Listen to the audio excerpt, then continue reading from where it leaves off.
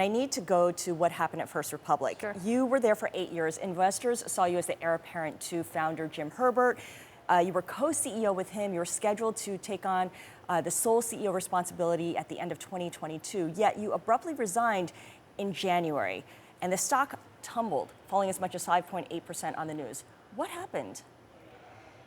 It didn't seem as abrupt to me from my perspective. There was a lot of thinking. It was a difficult decision, and incredible thought went into it over time. And I'm incredibly proud of the successful track record, the leadership, the followership, the amazing trusted relationships that I've built at First Republic. Great 8 years leading the organization. It was time for a change and for a new challenge, where I can be at a platform where I can utilize all my skill set in banking, in private equity, investments, and fund management. And meeting with Steve and getting to know Greystone, I'm very excited to be able to do that as the CEO of Greystone now. Do you think you're limited in any way during your time at First Republic, given your broad experience in financial services? We have achieved a ton over the 8 years along with the team. So I've had great leadership experience with our founder over there as well, and a lot of empowerment of amazing trusted advisors. At Greystone now, with real estate business and further expansion plans, there will be a lot more opportunities for growth. So I want to get to that because when I look at your bio, your credentials are incredible. You have a PhD in financial engineering. Okay. You went to Goldman Sachs to advise financial companies for a decade, and then you leveraged all of that expertise at First Republic to triple the bank's total assets, deposits, and assets under management. You've now landed at Greystone. What do you see as the common thread, the through line from a consumer bank to a very specialized real estate finance company? Culture. To start with, both organizations have an amazing people-first culture that is predicated upon trust, empowerment, with great sense of integrity, caring, entrepreneurship, and excellence. And Greystone is very well diversified within the real estate business, and with a lot of, it may seem as B2B relationships, but it's actually only people. It's all about people, and people make the businesses happen. So there's a lot of great trusted relationships. And when we bring the actionable intelligence, when we bring the trust and delegate initiatives and the continuous process improvements, the operational excellence, transparency. Which is what you did at First Republic. Exactly. That Empower framework is really powerful to take technology and innovation and to scale human relationships through the trusted advisors relationships. And I'm very excited to be able to deploy that at Greystone now. Still, it is a tricky time to lead a finance company, especially one that's tied to real estate, given the overall environment. I know at Goldman Sachs and First Republic, you really focused a lot on risk management. So from where you sit right now, what is your single biggest risk to manage when you take on this role officially in September of 2022? For institutions as well as for retail investors, it's really important to focus on cash flow, strong financial position. Liquidity is not the same as solvency, and we all know that from past history. And when we look at the real estate, yes, it is a cyclical business, and we're going through the environment right now with the macro drivers, but there are a lot of great tailwinds at the same time between supply constraints, the millennials being the first-time home buyers, the Gen Z right behind, extremely tight labor market still, and we're also seeing a much healthier household balance sheet. And when there's uncertain times and volatility in the markets like there is right now in the real estate market, a lot of the competitors actually go hot or cold. Mm. And this is a great time for a financial organization like Greystone with a strong financial position to stay warm in the market and to be able to serve our clients in good times and bad times, and that leads to grabbing market share. So it's actually uncertain times bring great opportunities, and real estate market is presenting one right now. So you're looking to be opportunistic, which makes a lot of sense. Yet I think about rising interest rates and the impact it has. It reduces demand for loans, and JP Morgan, for instance, just announced that they're going to lay off hundreds of people in their mortgage unit. Greystone lends to property developers, and I know commercial real estate and residential real estate are two totally different animals. But what do you see as the impact of rising interest rates playing out in your space? I mean, could we see layoffs or reassignment of people? Mortgage rates definitely ratcheting up with Fed funds increasing and the mortgage rates ratcheting up over the past few months. We have seen some cooling off and moderation in home price activity and the growth, deceleration in the growth of the home prices. And the last time we have seen this fast of a rise in mortgage rates and in Fed funds rates was in 1994 and around that time. And we have seen the new home purchase activity to come down.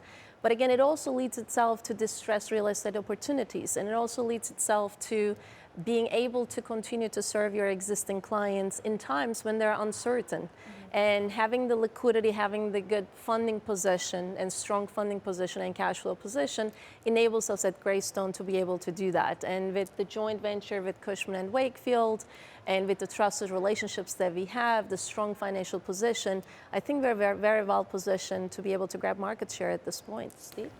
Taking a step back though, Gaye, a lot of people are expecting a recession. Are you in that camp?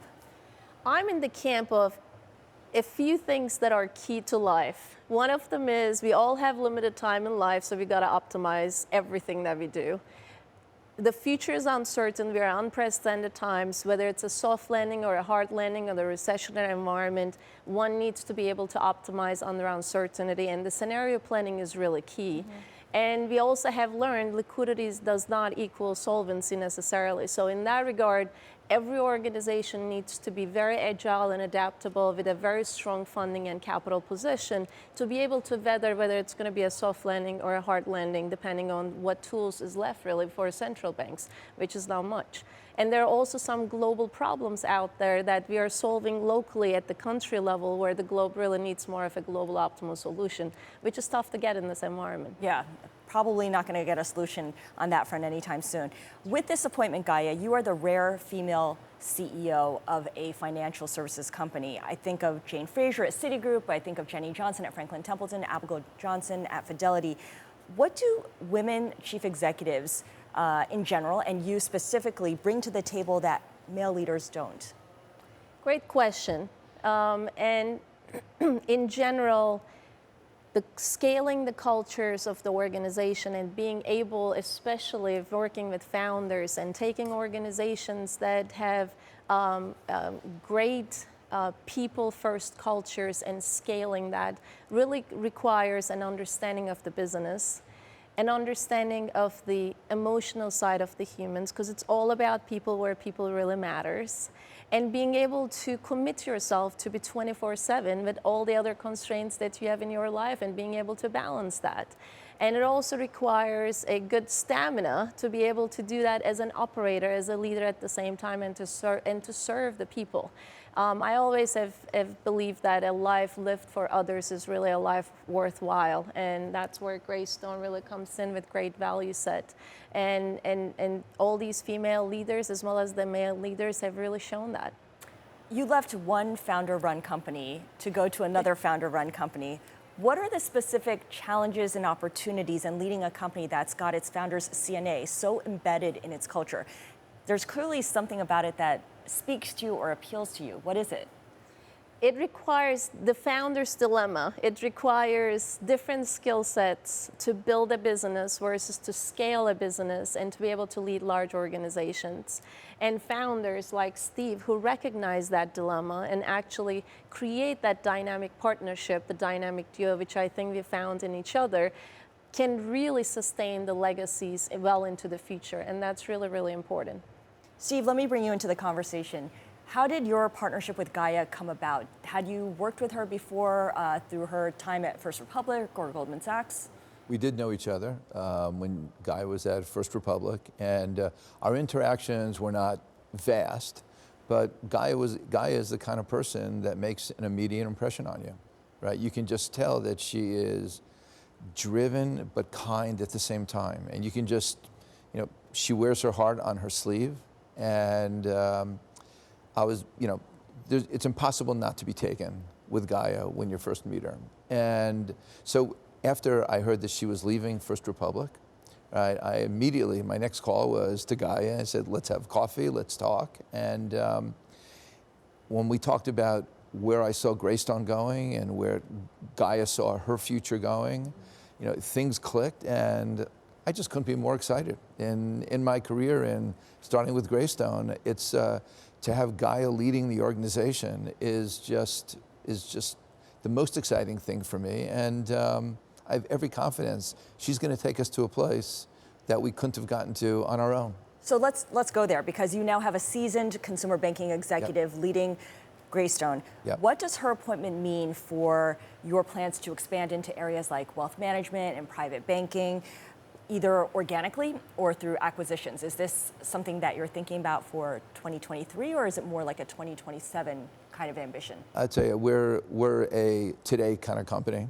and we totally expect that a bank will be in our future, and we plan to build a world-class banking organization, right, with wealth management, with all types of very focused and products that give clients an experience that is unparalleled, and who better on the planet to do that than Gaye?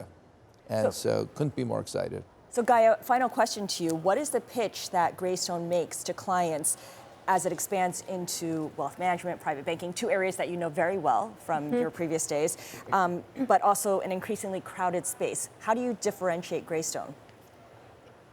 The more in real estate is a funding intensive business, and the more funding, the cheaper the funding, the more creative and attractive solutions we can provide to all the clients of Greystone.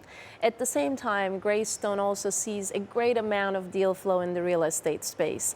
Being able to expose that and give access to third-party capital, whether it's retail investors of the bank side or institutional investments in the fund management space, which is another natural expansion for Greystone, it's great value proposition that Greystone can provide. So the banking from a funding perspective, enabling more and more creative lending solutions and holistic solutions, also positioning as a technology-enabled service organization, which we don't have that many in banking. It's a very commoditized business, and building trusted relationships by utilizing technology to empower the human trusted relationships is really one of the rare propositions in there. So with fund management, with banking, and the core lending and capital markets business of Greystone, we'll be able to serve clients holistically.